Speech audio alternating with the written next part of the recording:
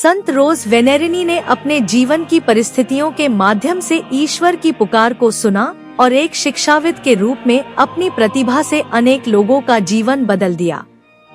उनका जन्म 1656 में इटली के विटर्बो में हुआ था।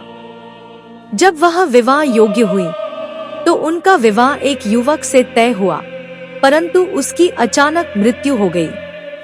इसके पश्चात उन्होंने कॉन्वेंट में प्रवेश करने का निर्णय लिया, लेकिन वहां केवल कुछ ही महीने रह पाई। उनके पिता का देहांत हो गया था और माता की सहायता के लिए घर पर उनकी आवश्यकता थी। घर पर रहने के दौरान उन्होंने पड़ोस की महिलाओं को रोजरी प्रार्थना के लिए अपने घर में एकत्रित करना शुरू किया।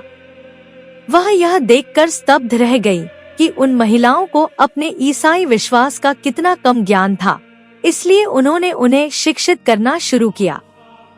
उनकी इच्छा अब भी एकांत और प्रार्थना में जीवन बिताने के लिए कॉन्वेंट जाने की थी, लेकिन उनके आध्यात्मिक निर्देशक ने महिलाओं के साथ उनके कार्य को देखते हुए उन्हें एक शिक्षिका के रूप में जगत में रहकर अपनी बुलाहट को जीने के लिए प्रोत्साहित किया।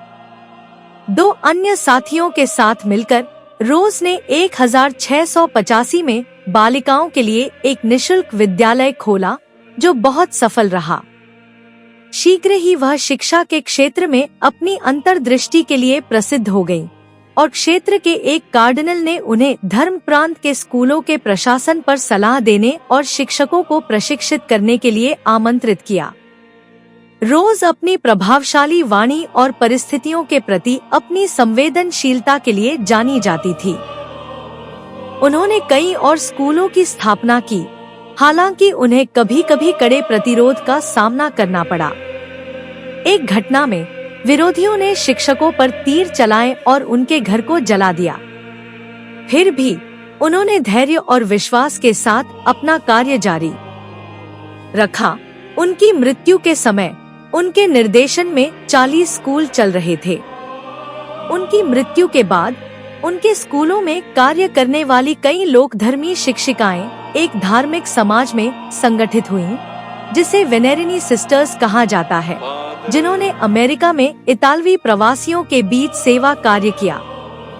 संत रोज ने इटली की एक अन्य प्रमुख शिक्षाविद संत लूसी फिलिपिनी का मार्गदर्शन किया, जिनके अवशेष बेसिलिका के रिलिक्वरी चैपल में सुरक्षित हैं। संत रोज को 2006 में संत घोषित किया गया था।